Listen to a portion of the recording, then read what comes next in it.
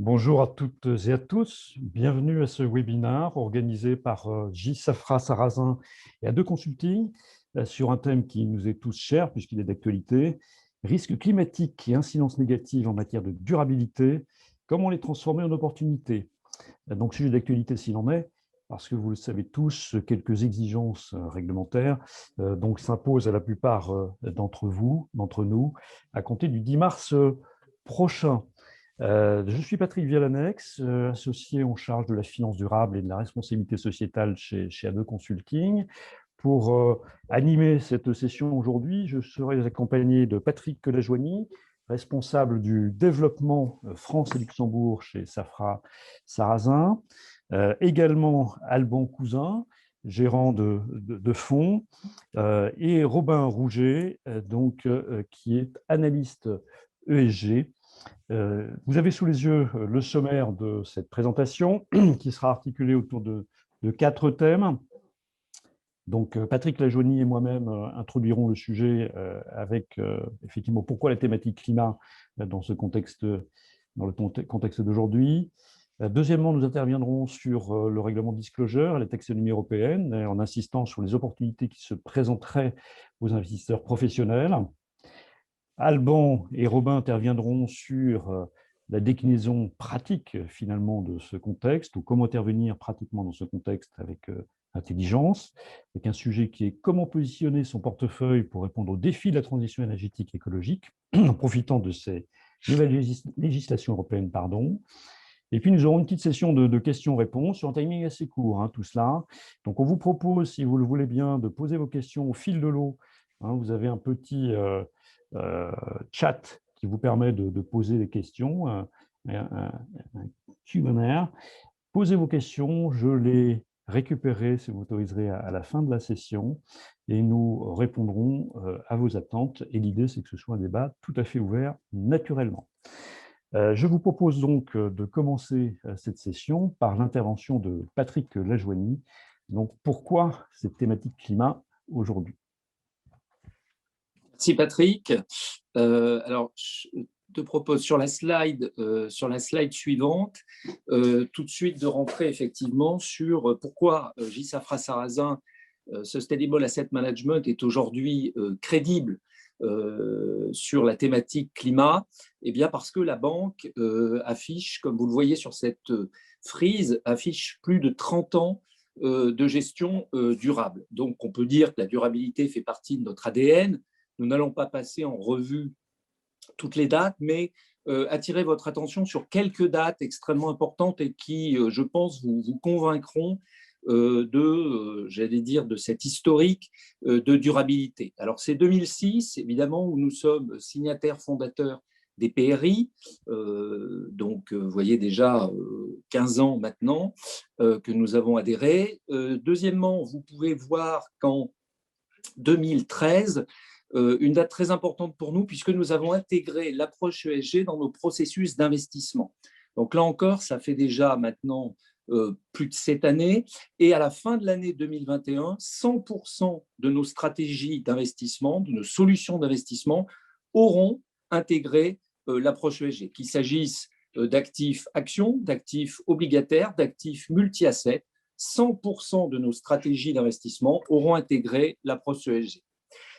Et enfin, évidemment, 2035, c'est ce qui nous réunit tous aujourd'hui, comme l'a très bien dit Patrick, avec 2035, cet engagement net zéro carbone, donc réduire à zéro les émissions nettes de CO2 en 2035. C'est un engagement de notre management qui est encore plus ambitieux que les accords de Paris 2050, donc 2035.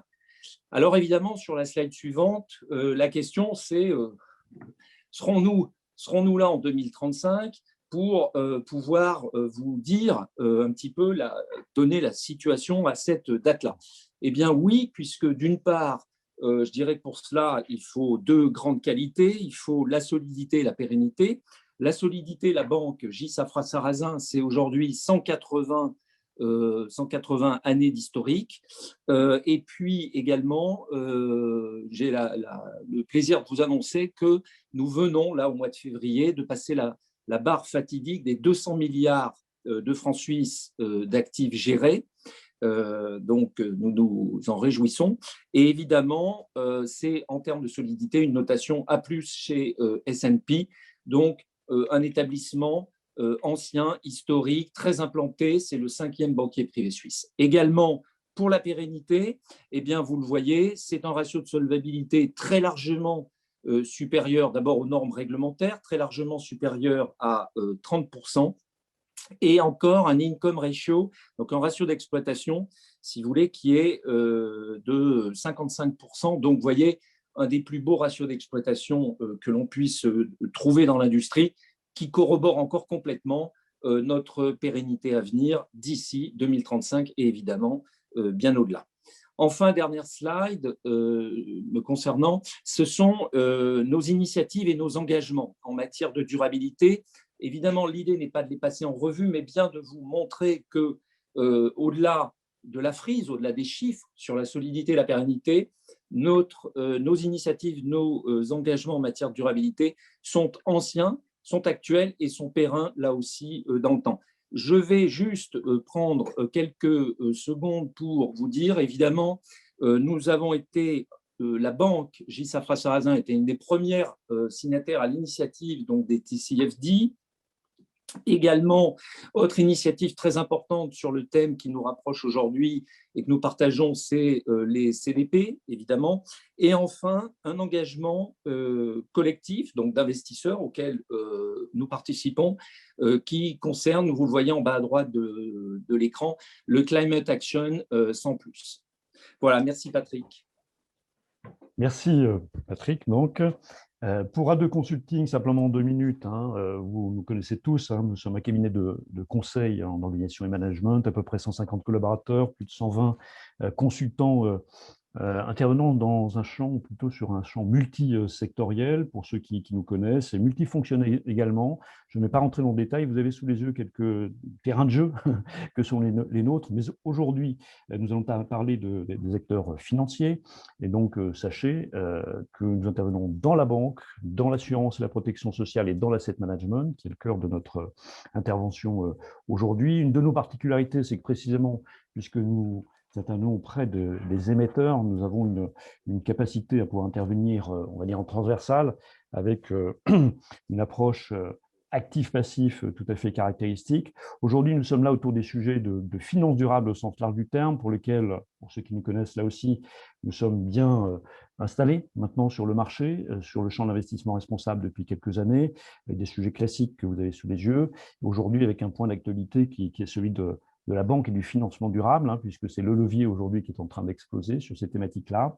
Et puis, nous intervenons de façon aujourd'hui assez stratégique, je vais dire, sur le sujet de la responsabilité sociétale au sens large du terme, avec une véritable volonté et ambition en termes de développement, puisque vous l'avez vu il y a quelques semaines, nous avons acquis un bureau d'analyse et d'études sur les achats responsables. Aujourd'hui, notre offre est positionnée sur les aspects stratégiques en termes de responsabilité sociétale émetteur, mais également, surtout sur l'environnement, avec quelques thèmes que vous avez sous les yeux.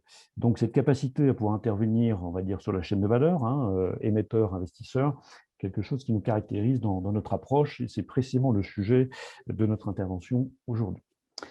Je vais donc précisément vous ouvrir ce sujet de disclosure et de la taxonomie européenne.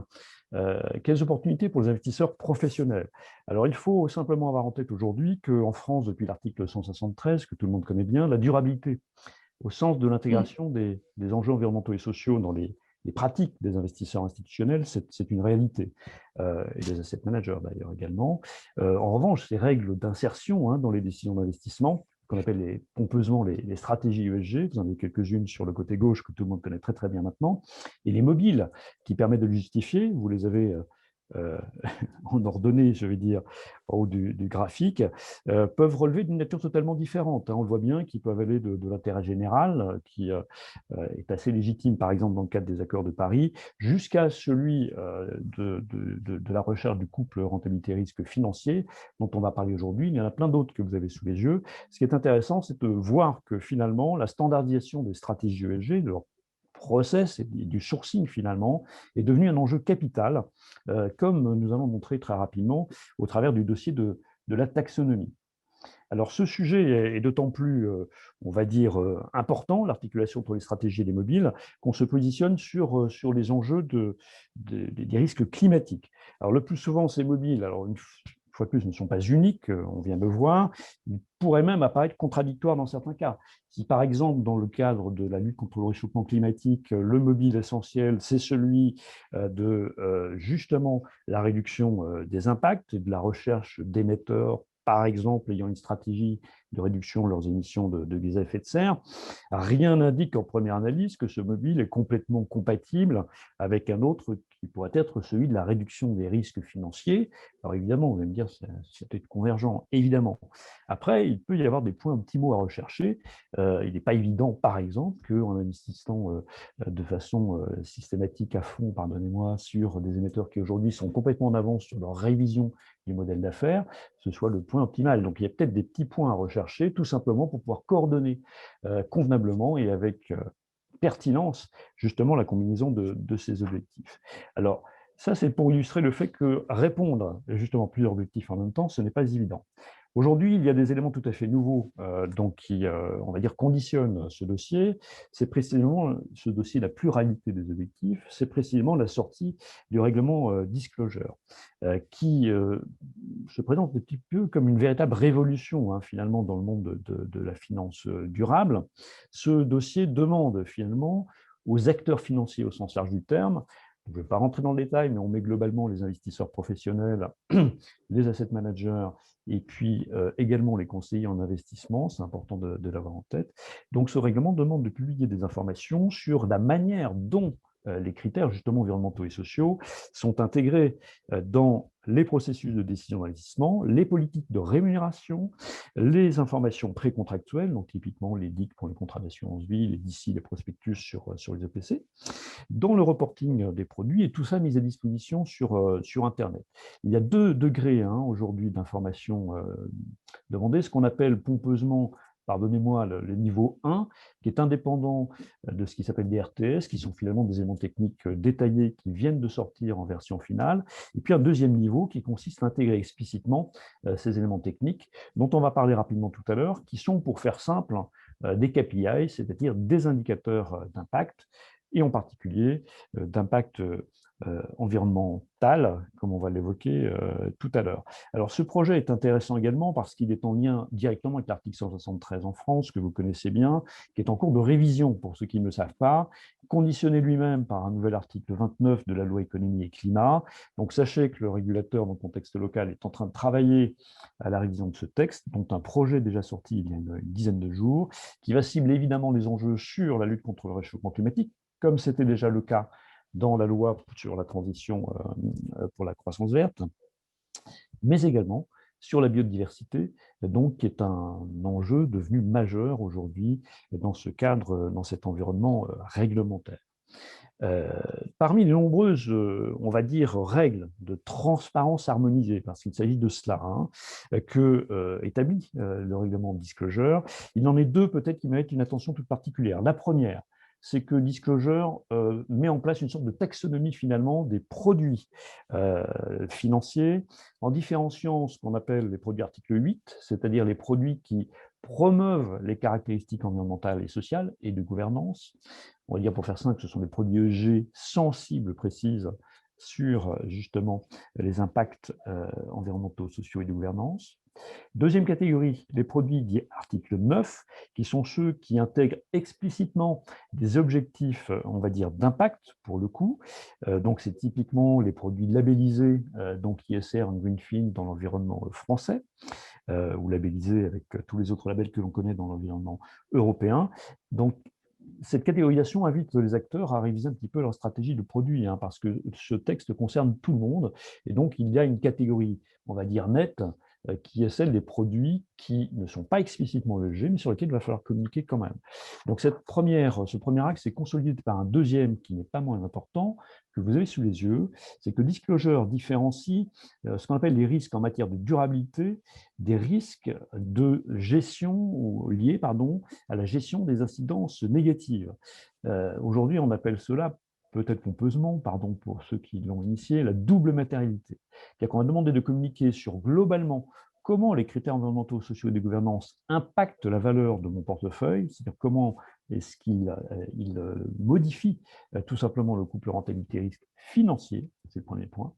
Et deuxièmement, quand on parle des incidences négatives, on parle des incidences sur les autres parties prenantes, on parle de ce que l'on appelle les impacts extra-financiers de façon tout à fait générique et classique, et donc on parle de performance sociétale. Ces deux sujets sont donc explicitement identifiés et différenciés dans le règlement de disclosure. Ce qui est important, c'est que ces éléments devront être communiqués dans justement la politique relative à l'intégration de ces risques en matière de prise de décision, donc on parle d'investissement.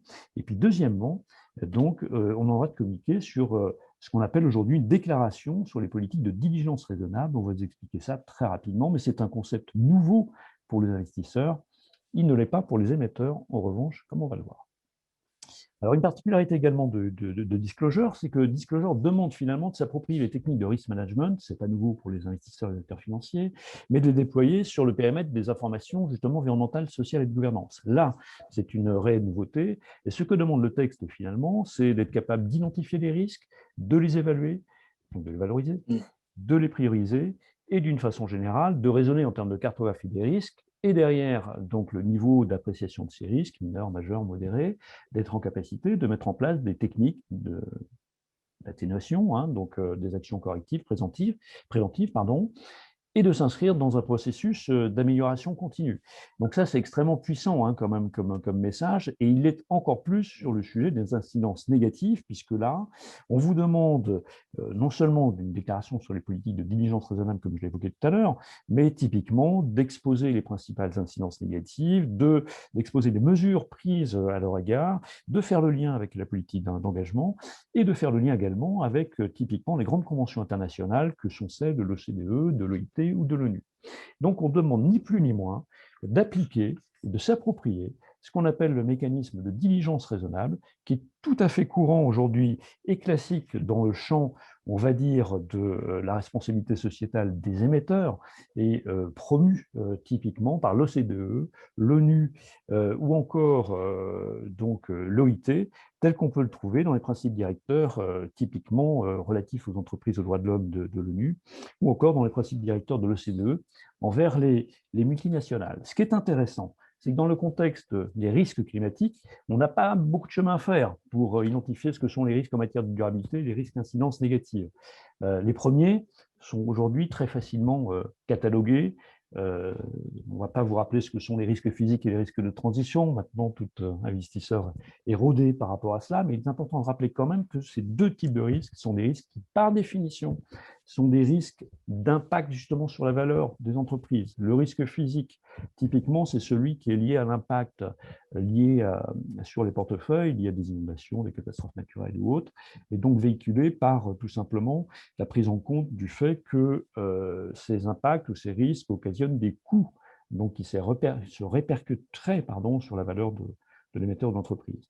Les risques de transition sont un petit peu plus vicieux, hein, puisqu'ils font référence finalement aux impacts qui résulteraient de la modification, de la transformation du modèle d'affaires des émetteurs envers la transition énergétique et écologique, et souvent liés au travers du comportement des acteurs, du comportement indirect des acteurs, typiquement des investisseurs, qui eux-mêmes, dans certains cas, par effet de mimétisme, pourraient être amenés à reculer, à sortir par exemple des énergies fossiles, impliquant mécaniquement, effectivement, un recul des cours. Alors, dans le secteur pétrolier, qui est très caractéristique évidemment, je suis désolé de reprendre cet exemple-là, on voit très rapidement que le secteur, qui est un secteur très vulnérable, quand on parle de stranded assets ou de carbon bubble, avec toutes les études qui ont été faites aujourd'hui sur ce sujet, on fait facilement le lien aujourd'hui avec l'impact en termes de cours. Si je regarde maintenant le sujet incidence négative, toujours en ce qui concerne les acteurs, le secteur pétrolier pour l'illustrer, là aussi, c'est le plus gros générateur aujourd'hui, on peut dire, d'incidence négative en matière de durabilité, comme l'appelle le texte. Hein. Ce n'est pas, une fois de plus, pour focaliser dessus, mais c'est assez facile, vous allez me dire. Et quand on raisonne lutte contre le réchauffement climatique, très clairement, aujourd'hui, on peut les apprécier avec un certain nombre de KPI, d'indicateurs, tels que le texte règlement de disclosure vient de les émettre dans le cadre de ces fameux RTS, Donc, dans quelques semaines, alors en réalité, ce sera obligatoire au tout début de 2022, mais le régulateur vient tout juste, vendredi dernier, de dire qu'il fallait anticiper tout cela et commencer dès le 10 mars à s'en occuper. Donc, il y a 9 indicateurs, précisément concernant l'environnement, qui seraient à communiquer dans le contexte effectivement de ce règlement disclosure. Ce qui est important finalement, c'est que toute la difficulté dans l'exercice, vous le comprenez, c'est de pouvoir disposer de stratégies ESG qui puissent répondre à différentes attentes, qui, on l'a vu, pourraient dans certains cas pas forcément être contradictoires, mais en tout cas qui nécessiteraient de gérer des interactions entre elles. Et l'exposé qui vous est fait dans la deuxième partie va précisément s'intéresser à cela. Mais préalablement, j'aimerais dire 2 minutes sur le contexte en termes de données ESG qui caractérise Disclosure. Comme vous le savez certainement, aujourd'hui, on a une convergence des textes en fait sur ce sujet des data ESG, puisque là, on parle de Disclosure acteur financier, mais il y a également une FRD sur le reporting extra-financier des émetteurs. Il y a un projet de devoir de vigilance donc sur la chaîne d'approvisionnement qui se trouve tout à fait entre les deux. Et d'une façon générale, le souhait du régulateur dans cet environnement-là, c'est tout simplement de disposer d'informations qui soient homogènes le long de la chaîne de valeur et donc qui puissent être sourcées par les émetteurs, consolidées par les investisseurs et se retrouver finalement en bout de chaîne dans les portefeuilles. Alors cette nécessaire convergence n'est pas le fruit du hasard, comme vous savez tous. C'est la résultante finalement aujourd'hui, on a une sorte d'avalanche, pardonnez-moi pour le terme, de textes qui résultent finalement des travaux qui sont menés depuis 2 ans dans le cadre de l'instruction du plan finance durable de la Commission européenne et qui aujourd'hui effectivement, est en phase finale quelque part, qui nous sort un environnement qui va permettre à tous de pouvoir précisément piloter les fameux risques dont on vient de parler. Alors, il est clair que ce sujet-là, il est pas mal articulé. On va même dire qu'un élément central finalement du sujet plan finance durable et de l'homogénéité, c'est la fameuse taxonomie européenne. Alors, cette taxonomie européenne, on va être relativement court sur ce sujet-là, mais je pense qu'il y a 2 points qu'il est important d'avoir en tête. C'est que d'abord, c'est un système justement de standardisation, de classification des informations ESG, donc c'est une sorte de référentiel, un langage commun. Et vous avez sous les yeux, évidemment, quelques éléments qui permettent de le conditionner. Il faut savoir que vous avez 7 macro-secteurs, plein de sous-secteurs, ça tient, c'est un référentiel avec une arborescence, des sous-secteurs, une classification NAS qui est caractéristique de l'environnement européen.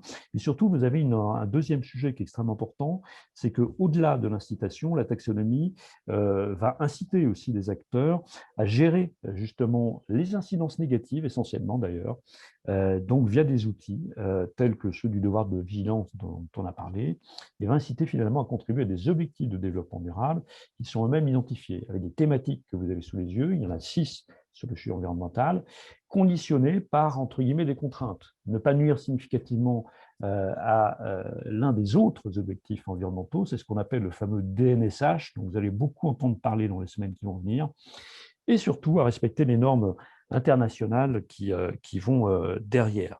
Ce qui est important, c'est que le deuxième point caractéristique de la taxonomie, ce fameux sujet donc, qui consiste à contribuer aux objectifs de développement durable, a été précisé avec des actes délégués il y a quelques semaines, qui ne sont pas encore verrouillés, mais qui vont sortir très très rapidement, et qui précisent sur les 2 sujets que sont l'atténuation du réchauffement climatique et l'adaptation au changement climatique, la subtilité, la nuance entre les deux est toujours assez subtile. Sur chacun de ces 2 sujets, le régulateur a identifié des sous-activités qu'il classifie en activité durable, en activité transitoire, vous avez quelques éléments caractéristiques sous les yeux, et même en activité habilitante, il y a 3 grands thèmes, et donc qui sont des thèmes finalement sur lesquels, dans le cadre de vos stratégies de déploiement ou d'insertion de critères ESG dans vos politiques d'investissement, il faudra vous en servir et vous appuyer sur ces éléments-là pour répondre précisément aux attentes du régulateur. Alors, dernier point, avant de donner la parole à l'équipe de Gisafra Sarrazin, c'est un point quand même relativement important, c'est celui du lien avec l'écolabel. L'écolabel est complètement central aussi dans le dispositif, c'est-à-dire qu'il y a un lien classique entre la taxonomie et le fameux écolabel, qui lui-même va se présenter comme un environnement qui va permettre d'identifier les produits les plus conformes, on va dire, à l'esprit européen pour faire simple. Il s'agit en réalité de règles de labellisation qui vont viser à sélectionner des 10 à 20% des meilleurs, je mets un guillemets, meilleurs, des meilleurs produits sur le marché, au sens de la conformité avec cet environnement donc européen, en lien direct avec la taxonomie, avec finalement deux idées en termes de philosophie. La première, c'est que les produits financiers certifiés devront significativement contribuer à la transition écologique en supportant les activités qui sont justement incluses dans la taxonomie européenne, c'est le premier point. Et puis le deuxième, c'est que les produits, là aussi certifiés, ne devront pas, ne doivent pas permettre, on va dire de devront, parce que ce n'est pas encore officiel à ce stade, de financer les activités les plus polluantes. Donc on retrouve ces deux leviers un peu complémentaires de la taxonomie. Alors j'ai terminé très rapidement sur une conclusion en 30 secondes, c'est que aujourd'hui, ce qu'on peut dire, c'est que de par sa conception, aujourd'hui, la taxonomie européenne et ses pendants réglementaires, pardon, je vais rester sur celui-ci, ses pendants réglementaires comme l'écolabel européen, finalement fournissent trois éléments de valeur ajoutée si on s'adresse aux investisseurs, acteurs financiers que vous êtes, et qu'il faudra systématiquement avoir en tête pour déployer effectivement sa stratégie ou ses stratégies ESG. Premièrement, cet environnement fournit une homogénéité des données ESG avec un référentiel, on l'a vu, et donc on raisonne en termes d'éléments de langage propres aux data ESG au sens strict du terme. C'est-à-dire qu'on va avoir un socle qui nous permet de parler de la même chose à chaque fois. Premier point. Deuxième point, cela va nous donner un environnement permettant une fluidité des données sur la totalité de la chaîne de valeur. C'est-à-dire que non seulement on va parler des mêmes choses, mais on va pouvoir en parler de la même façon du sourcing émetteur jusqu'au portefeuille investisseur en passant par la chaîne d'approvisionnement au milieu. Donc, ça va être agrégable. C'est extrêmement important, c'est même fondamental. Et le troisième point, qui n'a pas l'air comme ça, mais vous l'avez compris, c'est que cet environnement donne un cadre de gestion des risques, et je mets volontairement un S à risque, en particulier de gestion des incidences négatives, vous l'avez vu, il y a peut-être un petit peu plus d'appui de la part du régulateur. Donc, cadre qui va être finalement commun aux émetteurs, aux investisseurs, et qui va nous permettre de pouvoir effectivement apporter des solutions qui répondront à ces attentes, vous le voyez, multiples. Et donc, je vais passer la parole à Alban, qui va intervenir sur le sujet du comment répondre à cet environnement réglementaire. Oui, bonjour. Donc, merci Patrick pour cet exposé détaillé des principales législations européennes qui impactent le secteur. Et voilà, ce qu'on va essayer de faire, nous, aujourd'hui, avec Robin, c'est de vous montrer pratiquement comment est-ce qu'on essaie de répondre à ce problème, à ce défi. Alors, il faut savoir que, bon, d'abord, on est très content de pouvoir présenter ce projet avec vous. On a travaillé dessus, ça fait presque 18 mois qu'on travaille dessus. Et ça a impliqué beaucoup de personnes. C'est un effort pluridisciplinaire avec plusieurs équipes. Et voilà, aujourd'hui, vous avez juste Robin et moi-même, mais il y a beaucoup de personnes derrière ça. Avant de commencer, je voulais juste aussi également dire que c'est une approche parmi d'autres, que j'espère qu'elle générera parmi vous de la critique constructive, une bonne conversation. Et si vous avez des questions, vous avez le chat, mais si vous pensez à des questions également plus tard, n'hésitez pas à nous joindre par email ou par LinkedIn. En résumé, c'est une approche qui vise à utiliser les nouvelles législations comme un levier d'opportunité de gestion des risques pour constituer un portefeuille d'action monde répondant aux défis de la transition écologique. Alors, la première question à se poser pour nous et pour l'investisseur, c'est pourquoi maintenant ? Et comme Patrick on a parlé dans la partie précédente, il y a d'abord des réglementations qui remodèlent l'industrie. On les liste ici, les principales sur ce slide. Ce qu'il faut retenir, je pense, du point de vue investisseur, c'est qu'elles ont pour priorité de réorienter les flux de capitaux vers une économie plus durable. Donc, ça, c'est la chose, je pense, la plus importante d'un point de vue macro. Patrick, on va passer au slide suivant ensuite. L'autre partie du pourquoi maintenant, c'est non, juste avant encore. Voilà, qui est au-delà de l'Europe. En 2020, on a vu une accélération des réponses politiques. En novembre seulement, les 3 économies les plus importantes d'Asie, la Chine, le Japon et la Corée du Sud, ont annoncé des objectifs net zéro pour 2050 à 2060. Et ça, en clair, ça signifie que 60% des émissions mondiales sont désormais couvertes par un engagement net zéro et que ce terme a pénétré le vocabulaire du monde politique et des dirigeants d'entreprises asiatiques. Donc ça, je pense que c'est un jalon très important dans le mouvement vers la transition vers une économie à bas carbone. Alors, comment est-ce qu'on fait ça pratiquement ? Alors, on va en parler un peu rapidement. Ça, c'est disons que ce qu'on a cherché à faire avec ce produit, c'est apporter aux investisseurs institutionnels une solution globale équilibrée aux défis lancés par les réglementations. Et quand on regarde la gamme de produits aujourd'hui, je dirais qu'il y a deux extrêmes. Il y a d'un côté des fonds axés très solutions climatiques avec des biais sectoriels régionaux importants, et de l'autre des fonds visant à éviter les risques en se concentrant sur les entreprises les moins polluantes. Et ce qu'on a cherché à faire ici, et je pense que c'est dans l'esprit de la taxonomie verte, c'est de fournir une solution qui est entre les deux. Nous cherchons à créer un portefeuille monde résilient aux ruptures écologiques du futur, 40 à 60 actions diversifiées. Et on détaille ici les objectifs. Donc, il y a, donc on s'indexe par rapport au MSCI World, on est en ligne avec les EU Paris Aligned Benchmark. C'est un processus bottom-up où le budget risque est dépensé en sélection et pas en sélection de titres et pas en sélection de facteurs. Puis ensuite, au niveau du portefeuille, les mesures extra-financières ou les objectifs extra-financiers qu'on s'est fixés, c'est une réduction de 50% de l'intensité carbone du benchmark, Scope 1 et 2 et 3 sur lequel on travaille aujourd'hui. Le Scope 3 est encore quelque chose sur lequel on travaille.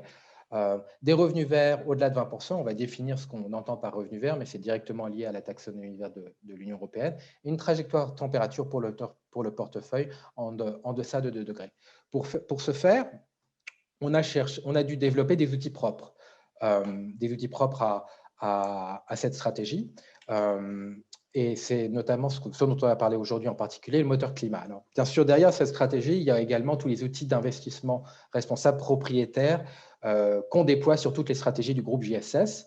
Mais la particularité de cette stratégie, c'est d'utiliser en plus de ça ce qu'on appelle le moteur climat. Puis ensuite, il y a également la philosophie d'investissement qui sous-tend toute la gestion corps, des équipes corps dont je fais partie. Alors, le moteur climat, pourquoi est-ce qu'on l'a développé? Ça nous permet de comprendre l'impact de la transition écologique sur nos entreprises. Et on catégorise l'univers selon une typologie inspirée de la taxonomie verte et du IUK label. Donc, ce qu'on fait dans une première étape, c'est de calculer l'exposition d'un titre, d'une entreprise au revenu vert. Ensuite, on a également un calcul de la trajectoire de température des entreprises. Donc, l'exposition au revenu vert nous permet d'identifier les opportunités liées à la transition. Et c'est ce qu'on appelle les Green Champions. Ce sont des entreprises qui développent des produits et des services permettant une réduction substantielle des émissions. Et ce sont des entreprises dont les activités économiques répondent aux 6 objectifs de la taxonomie verte, dont Patrick a parlé précédemment. Donc ici, on fournit quelques exemples. Ça peut être de l'isolation de bâtiments, des turbines éoliennes, des bornes de recharge de voitures électriques. Ça, jusque-là, ce sont des choses assez classiques. Bon, je pense que la taxonomie verte a un mandat assez large. Aujourd'hui, on n'a que les 2 premiers objectifs pour lesquels des activités économiques ont été développées, mais les 4 autres objectifs, et notamment l'objectif économie circulaire, à mon avis, aura un spectre beaucoup plus large. Patrick, on va passer à l'autre catégorie. Donc, l'autre catégorie, c'est une catégorie qui nous sert à mesurer et à gérer le risque. C'est ce qu'on appelle les climate pledgers. Et ça, ce sont des entreprises qui ont un scénario de hausse de température conforme à l'accord de Paris.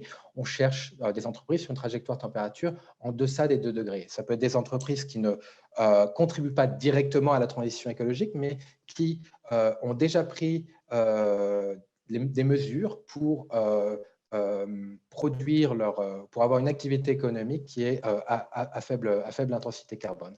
Ça peut être des entreprises du secteur de la santé ou de logiciels, ou dans notre portefeuille, on a également de rénovation d'intérieur et de bricolage. Et c'est également une catégorie qui va nous permettre de diversifier les risques que l'on prend dans les Green Champions. Voilà, on va pouvoir passer ensuite au slide suivant. Et là, je vais passer la parole à Robin pour vous parler du moteur climat plus en détail.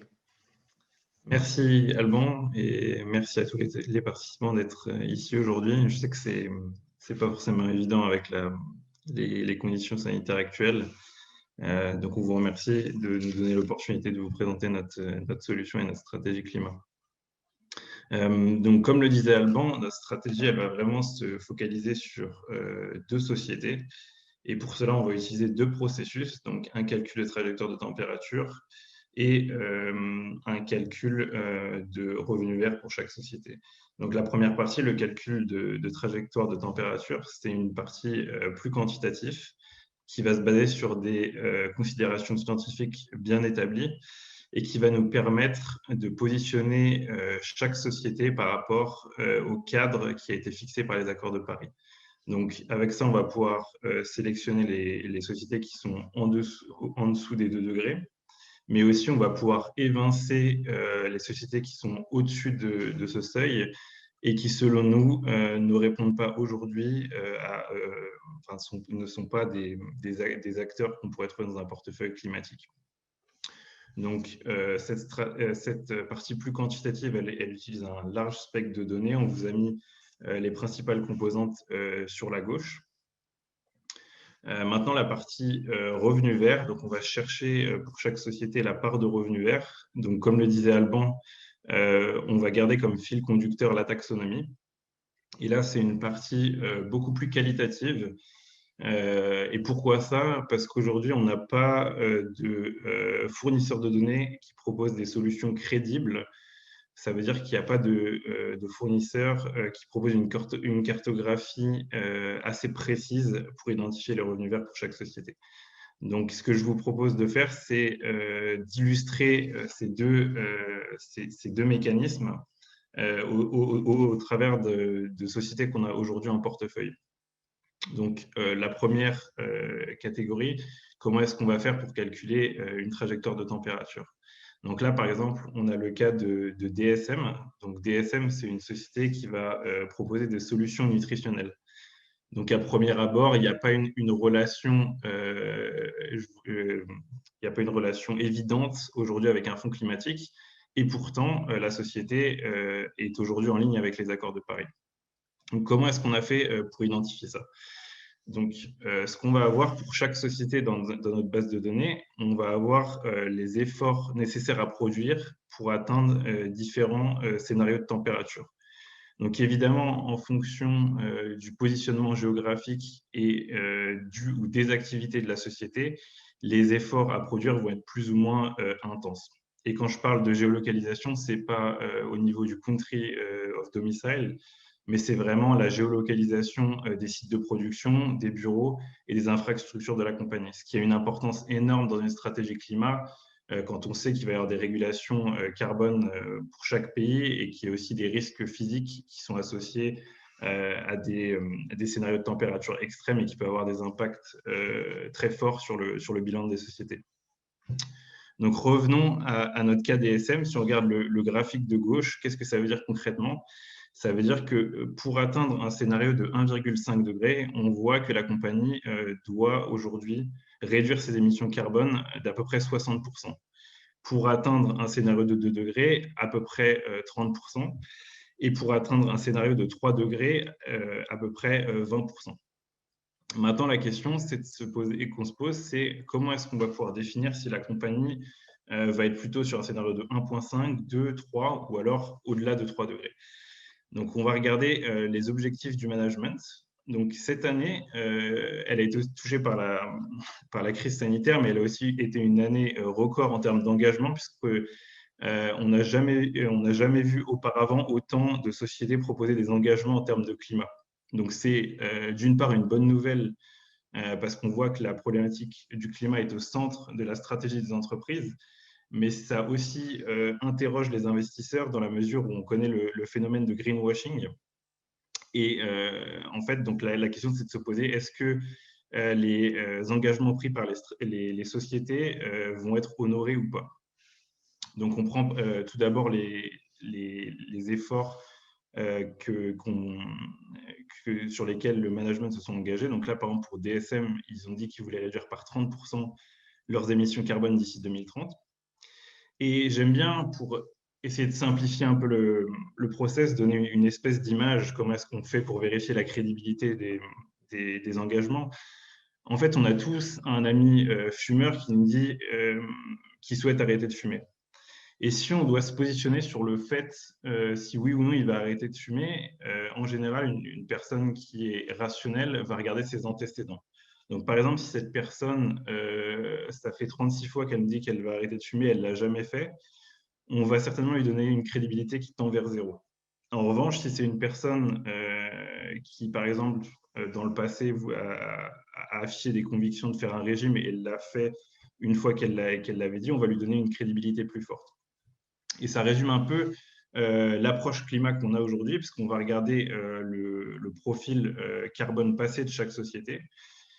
Oui, aussi, il y a quelque chose aussi qu'il faut prendre en compte, c'est qu'on pense aussi qu'une société qui a vraiment une ambition de réduire ses émissions de carbone, elle n'aurait pas attendu 2019 ou 2020 pour mettre en place des mesures pour réduire ses émissions. Et donc, on aurait déjà dû voir les résultats de telles politiques dans le passé. Et donc là, par exemple, on voit que pour DSM, depuis 2008, il y a une baisse constante des émissions de carbone, que ce soit sur les émissions en absolu et aussi ce qu'on appelle la carbon intensity. Donc, on peut donner une certaine crédibilité au management et du coup, on va pouvoir facilement trouver le scénario de température qui correspond. La deuxième étape du processus, sur le slide suivant, voilà ce qui est donc la partie identification des revenus verts. Et pour cette partie, je vais laisser mon collègue Alban vous expliquer un peu la démarche qu'on utilise. Oui, merci Robin. Donc voilà, Robin vient d'illustrer comment la méthodologie de trajectoire climatique s'applique à DSM. Et donc le deuxième composant de l'analyse climatique des entreprises, c'est l'exposition aux activités vertes telles que définies par la taxonomie de l'Union européenne. Donc en guise de rappel, la taxonomie verte a 6 objectifs: adaptation au changement climatique, atténuation du changement climatique, utilisation et protection des ressources aquatiques et marines, prévention et contrôle de la pollution, transition vers une économie circulaire et protection et restauration de la biodiversité des écosystèmes. Aujourd'hui, elle définit 72 activités correspondant aux 2 premiers objectifs. Dans le futur, elle définira les activités liées aux autres objectifs. Et dans le futur également, les entreprises seront contraintes de publier leur exposition à ces activités. On a déjà aujourd'hui des entreprises dans le portefeuille, en dehors même des entreprises européennes, qui nous demandent comment approcher ce problème. Donc, on le voit un peu de la même manière que le reporting des gaz à effet de serre, Scope 1 et 2, aujourd'hui très imparfait, les revenus verts, mais ça va devenir un standard dans les 5 prochaines années. Et c'est notamment ce qui est intéressant pour nous, c'est de comprendre ça avant que ce ne soit publié, avant que ce ne soit reconnu par le marché. Donc, ici, on montre comment on le fait avec Equinix. Le groupe des experts européens nous fournit une méthodologie qu'on applique. Ici, pour ce qui est d'Equinix, il s'agit d'abord d'identifier l'activité qui correspond à l'activité économique définie par la taxonomie européenne. Donc ici, c'est les centres de données qui mettent en œuvre des mesures, donc c'est ce qu'il y a sur la gauche du slide, des mesures pour améliorer leur efficacité énergétique. Donc aujourd'hui, il y a 77% des revenus d'Equinix qui correspond à cette activité économique. Et après, la méthodologie nous demande de regarder un certain seuil. Donc, quel pourcentage de cette activité économique satisfait ce seuil-là? Et pour ce faire, ici, ce seuil qui est lié à cette activité, c'est de satisfaire au code aussi Code of Conduct sur l'efficacité énergétique des centres de données, qui se fait sur la base du volontariat. Et pour ce faire, donc nous, on a regardé Equinix, on a développé un outil de web crawling qui nous a permis de lister, de créer une base de données des centres de données satisfaisant aussi en Europe. Et Equinix se classe comme la deuxième entreprise en Europe en termes de nombre et de proportion de centres de données labellisés aussi. Donc ensuite, on a ensuite vérifié que cette activité économique, comme Patrick le disait, cette activité économique ne doit pas nuire à l'un des autres objectifs de la taxonomie verte. Et cela n'étant pas le cas, on a déterminé que 77% des revenus d'Equinix répondaient aux revenus verts. Donc ça, c'est l'exemple de l'identification des revenus verts. C'est un processus qui est pour l'instant beaucoup plus qualitatif, beaucoup moins quantitatif que la trajectoire température dont Robin nous parlait. Mais c'est également, je pense, c'est également une partie dans laquelle il y a beaucoup d'inefficience aujourd'hui informationnelle et dans laquelle le travail main dans la main des équipes fondamentales et des équipes sustainability ajoute de la valeur. Donc, je vais passer ensuite rapidement au portefeuille, aux caractéristiques du portefeuille. Donc aujourd'hui, le portefeuille, voilà à quoi il ressemble. Et donc par rapport aux objectifs qu'on s'était fixés en amont et dont j'ai parlé précédemment, active share de 90%, une tracking error relativement faible de 4%. On cherche entre 3 et 8%. Et puis ensuite, au milieu, l'empreinte carbone, une intensité carbone qui est réduite de 80% à peu près.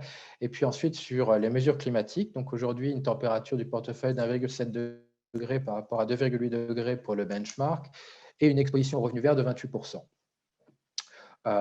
Donc voilà. Et je vais passer au slide suivant. Donc rapidement, juste l'équipe qui a derrière tout ça. On est 3 co-PM, donc il n'y a pas de lead et de junior. On prend nos décisions à 3.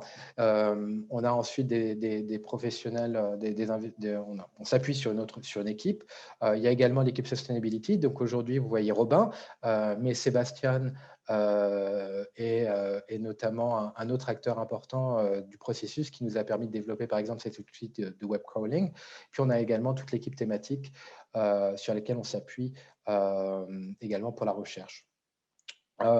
Ensuite, la performance, je dirais que donc on a commencé ça en avril 2020. Je dirais que ce qui est important ici, c'est vraiment juste de voir comment les courbes bougent de manière parallèle et ça illustre notre objectif de faible tracking error, une tracking error de 3 à 8%. Ce qui est important, c'est vraiment qu'elle bouge ensemble. Et on peut passer au slide suivant. Oui, donc juste en conclusion, la conclusion sur laquelle j'aimerais vous laisser sur notre partie, c'est que ces réglementations, c'est une contrainte et une opportunité. Et puis l'opportunité, pour nous, on l'a vu de 3 façons. D'abord, la taxonomie verte nous a fourni un cadre intellectuel solide sur lequel construire une intégration des problématiques liées au climat. Ce qu'on dit standing on the shoulders of giants, comme disait Newton. Et il n'y a pas de raison pour nous de réinventer la roue quand on voit le travail que fait le groupe des experts.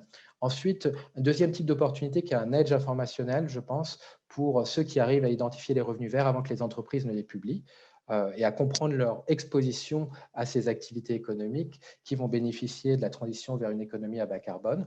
Puis ensuite, s'exposer à la demande structurelle tout en réduisant les risques non reflétés par le marché. Et donc, la partie risque, encore une fois, c'est la température et qui, au final, aura des coûts importants pour les entreprises quand elles devront effectivement transitionner. Et voilà, j'espère qu'on a pu vous démontrer qu'il est possible de construire un portefeuille dépensant son budget. Si je ne l'ai pas détaillé, mais il est important de comprendre que 60% du budget risque au moins est dépensé en sélection de titres. Et c'est tout à fait désirable pour un processus fondamental bottom-up. Beaucoup de produits, je pense, sur le marché aujourd'hui dépensent 60% de leur budget risque sur du risque factoriel, alors qu'ils ont un processus bottom-up. Donc, ce n'est pas nécessairement cohérent. Nous, on a vraiment essayé de faire quelque chose de cohérent. Et voilà, notre expertise, ce n'est pas de timer les facteurs, c'est vraiment de sélectionner les titres.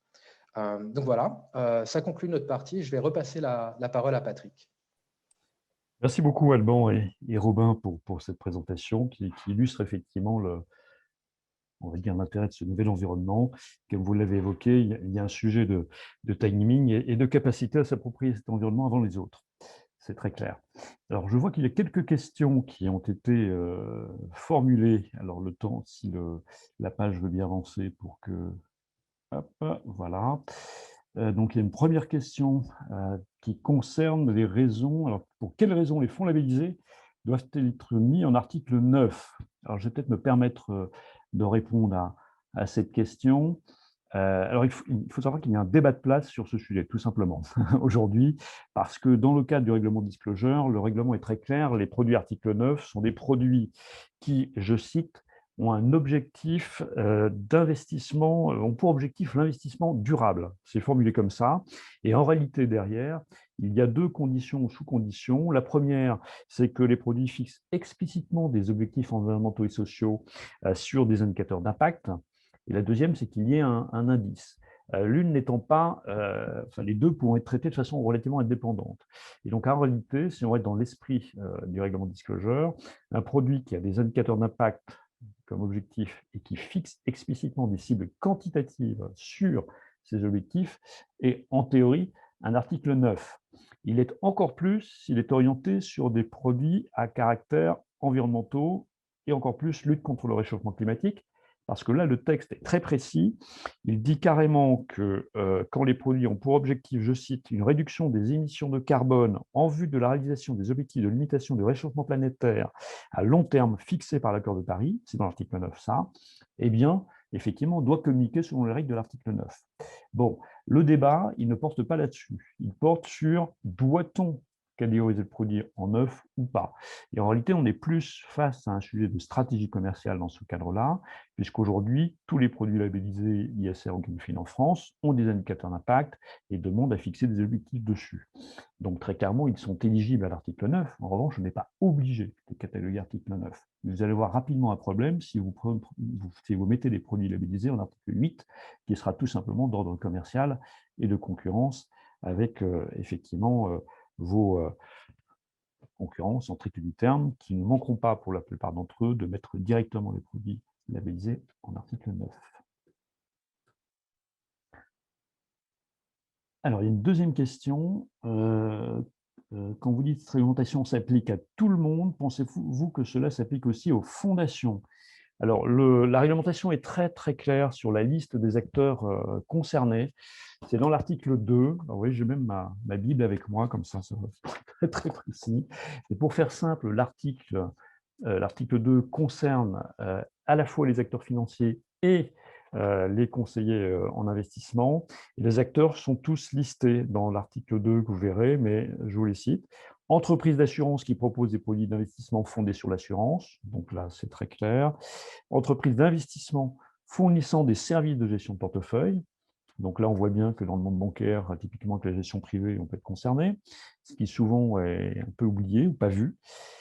Institutions de retraite professionnelle, là aussi, ces acteurs-là, pour la plupart, n'ont pas encore bien perçu qu'ils étaient dans le champ de la réglementation. Des initiateurs de produits retraite, donc là, il y a les concepteurs des produits retraite. Gestionnaire de fonds d'investissement alternatifs, donc FIA, c'est classique. Fournisseurs de produits pan-européens, d'épargne retraite collective, les fameux PEP.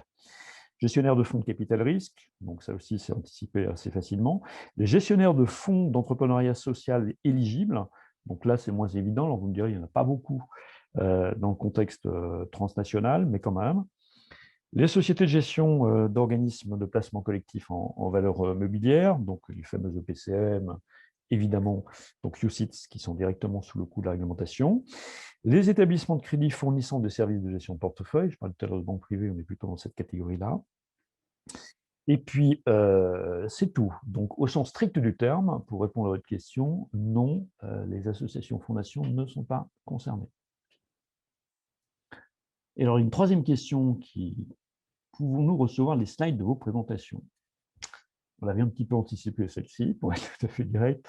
Oui, on va vous transmettre, effectivement, je laisserai peut-être Lise Legal, qui doit être en lien avec nous, s'exprimer sur la communication, mais c'est quelque chose qui est prévu naturellement. Et nous avons également enregistré ce webinaire qui sera diffusé publiquement et en accès libre, bien naturellement. Y a-t-il d'autres questions? Vous pouvez les poser en live. Nous sommes là pour répondre à vos attentes. Alors, pouvons-nous... Bonjour à tous. Nous comprenons de l'analyse très fouillée de Patrick. Merci Karim.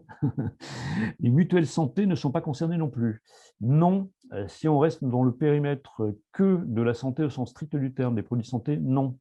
Et dans les groupes, on va dire assurantiels au sens large du terme, qui sortent de ce terrain de jeu-là, il y a vraiment deux leviers à avoir en tête, donc l'assurance vie et tous les produits de retraite, donc au sens assurantiel du terme, en réalité.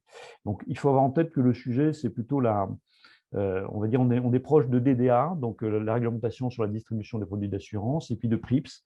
Et donc, on va dire, pour faire simple, parce qu'il y a des petites subtilités, comme d'hab, quand on, on rentre dans le détail des textes, comme toujours. Mais pour faire simple, le champ d'intervention, c'est à peu près le même que DDA et PRIPS, si on se limite au terrain de jeu assurantiel. J'imagine qu'il va y avoir une question ou deux sur les aspects pratiques de la prise en compte des incidences négatives et de la gestion des risques de transition et risques physiques dans ce qui vient de vous être exposé, parce que c'est vrai que c'est la grande difficulté. Aujourd'hui, la question que se posent les investisseurs par rapport à cet environnement, c'est comment faire en sorte pour communiquer, pas forcément sur les incidences négatives, parce qu'on a des indicateurs d'impact, on arrive à les mesurer tant bien que mal, c'est évoqué par Alban, notamment concernant les émissions de gaz à effet de serre. Mais le vrai sujet, c'est de communiquer sur les conséquences en termes de risque en matière de durabilité, c'est-à-dire en termes de performance boursière sur les portefeuilles. Le texte est très clair, il demande de s'exprimer sur les conséquences explicites en termes de valorisation. Donc là, on ne vous cache pas que c'est encore un terrain non pas vierge, il y a beaucoup de choses qui ont été faites, mais qui est voilà, un terrain d'innovation, on peut dire ça comme ça. Tout le monde a en tête les grands travaux qui ont été menés sur ces sujets, typiquement en termes de value at risk, et je laisserai Alban et Robin réagir là-dessus. Mais aujourd'hui, les grands travaux de référence sur le lien entre les critères ESG et la valeur boursière, ce sont les travaux de l'Université de Cambridge, dont certains ont été repris de façon propriétaire par des acteurs privés, dont je crois avoir compris que les prestations ont été insérées dans celles que vous avez présentées, Alban et Robin. Donc, je parle de Climate Value at Risk. Donc, aujourd'hui, on a quand même des modèles avec des hypothèses, évidemment, pardon, qui sont discutables, mais qui commencent à montrer ou à donner, on va dire, des intervalles de confiance sur les possibles impacts sur des horizons donnés en termes de dépréciation boursière quand on est côté négatif des incidences, mais également en termes d'opportunités, parce que il faut vraiment avoir en tête que le régulateur a écrit les choses pour être cohérent avec, on va dire, l'environnement CDE, OIT, ONU, donc impact négatif, mais le vrai sujet, c'est qu'on raisonne en termes d'impact au sens large du terme, et que la véritable opportunité, elle est sur la capacité à pouvoir anticiper la déformation des modèles d'affaires, et je vais peut-être laisser Alban et Robin réagir là-dessus. Oui, non, tout à fait. Je pense que moi, personnellement, je pense que je le vois un peu comme un plan Marshall de la transition, en fait. Et effectivement, l'objectif, c'est également d'adapter les entreprises à cette économie à bas carbone. Et puis, on le voit d'un point de vue stratégique chez d'autres acteurs, que ce soit le Japon, la Chine, la Corée, sur leurs priorités technologiques et sur ce qu'elles voient dans le futur. Mais bon, on le voit également de l'autre côté du point de vue des consommateurs, avec de plus en plus chez les jeunes générations une montée du végétarianisme, une montée de la conscience climatique. Et je pense que, qu'on le veuille ou non, les entreprises devront être impactées. Je veux dire, elles devront s'adapter. Et je pense que l'idée de la taxonomie verte, on le voit également avec ce que fait la Banque centrale européenne, c'est vraiment de positionner l'Europe pour cette transition et de faire en sorte qu'on ne soit pas, je dirais, à la traîne. Merci Alban. Avez-vous d'autres questions? Non. Alors, je vais me permettre d'en poser une autre. Je ne voudrais pas focaliser sur les aspects réglementaires, mais c'est vrai que tout le monde se pose des questions pratiques aujourd'hui, puisque dans 6 jours, il va falloir communiquer et tout le monde se pose la question de qu'est-ce que je fais avec ces indicateurs d'impact? Comment est-ce que je fais? Est-ce que je dois attendre l'an prochain? Alors, vous avez tous vu, peut-être pas vu, en tout cas, on vous le dit, donc ce qu'on appelle les fameux RTS. Alors, c'est un langage un petit peu compliqué, mais en réalité, c'est simple. Ce sont les indicateurs d'impact et puis les modalités de communication sur ces indicateurs d'impact. Donc, en version finale, sont sortis au tout début du mois, que les choses ont été révisées de façon assez importante. Vous avez vu un slide tout à l'heure où il y a 9 indicateurs environnementaux qui sont sortis, qui sont relativement classiques. Et le vrai sujet, c'est comment dois-je communiquer par rapport à cela? On vous invite très sérieusement à anticiper cette communication, puisqu'aujourd'hui, le régulateur vient de préciser que la communication explicite sur ces indicateurs doit être systématique à compter du 1er janvier. Ça veut dire, pour être très clair, qu'il faut être prêt d'ici la fin de l'année pour pouvoir instruire dans ces chaînes de production de consolidation de reporting un exercice plein qui commencerait au 1er janvier. Donc ça veut dire que vous avez globalement quelques mois devant vous pour vous mettre en phase au niveau opérationnel, de façon à pouvoir récupérer les informations, les consolider, devoir les restituer à la fin de l'exercice 22 en totalité. Ceci étant dit, je ne vous invite pas à attendre, puisque le régulateur lui-même, dans sa communication, ce qu'on appelle recommandation de l'ESAS, qui date de vendredi dernier, donc oui, c'est très très frais, donc invite d'ores et déjà à anticiper ce fameux niveau 2, donc tout de suite, c'est-à-dire pour la semaine prochaine. C'est-à-dire que la semaine prochaine, pour ceux qui sont déjà en marche, qui ont déjà certains indicateurs dans leur chaîne de production, c'est comme le cas de la plupart des acteurs qui aujourd'hui sont appliqués sur l'investissement responsable, même s'il y a de grosses variantes entre les indicateurs que l'on a dans les chaînes et les reportings, et puis ceux qui peuvent être demandés par le régulateur. On vous invite d'ores et déjà, effectivement, à communiquer quand vous diffusez votre politique de gestion des incidences négatives, par exemple la semaine dernière, à commencer à positionner dans ce document la fameuse annexe qui liste ces indicateurs pour lesquels on va vous demander l'an prochain. Alors ça fait peur, hein, de évidemment les restituer, mais de les restituer en variation par rapport à l'exercice antérieur. Et en réalité, on vous demande également de les calculer tous les trimestres. C'est quelque chose qui fait couler beaucoup d'encre en ce moment, qui fait même sauter au plafond, on peut le comprendre. Bon, ne soyez pas effrayés. Le régulateur demande finalement tout simplement de généraliser des pratiques qui sont devenues quand même assez courantes chez ceux qui aujourd'hui sont impliqués dans l'investissement responsable. Oui, il y a de grandes difficultés sur justement l'harmonisation, alors que c'est l'objectif même de cet environnement-là, mais on va tous apprendre en marchant et faire avancer le dispositif. En tout cas, le mouvement est lancé. Et comme Alban et Robin le disaient, c'est un sujet qui non seulement est devenu incontournable, mais qui, pour le coup, nécessite une attention particulière, puisque vous l'avez compris, on est en face d'une réelle mutation et on n'apprendra rien aux financiers que vous êtes. Ce n'est pas en arrivant les derniers qu'on va saisir ces fameuses opportunités. Et peut-être s'il n'y a pas d'autres questions, je pense qu'on pourrait arrêter la séance ici, si cela convient à tous. Eh bien, écoutez, il nous reste à vous remercier pour votre participation à tous, remercier l'ensemble des intervenants ici présents, remercier Lise Le Gall qui a organisé donc effectivement ce webinaire, et l'ensemble des équipes, Safra Sarrazin et A2 Consulting qui ont préparé ce webinaire. On vous souhaite une très très belle journée. Profitez bien, il va faire encore beau, je crois, aujourd'hui. Et puis, on vous dit à très bientôt pour le prochain webinaire. Très très belle journée. Au revoir à tous.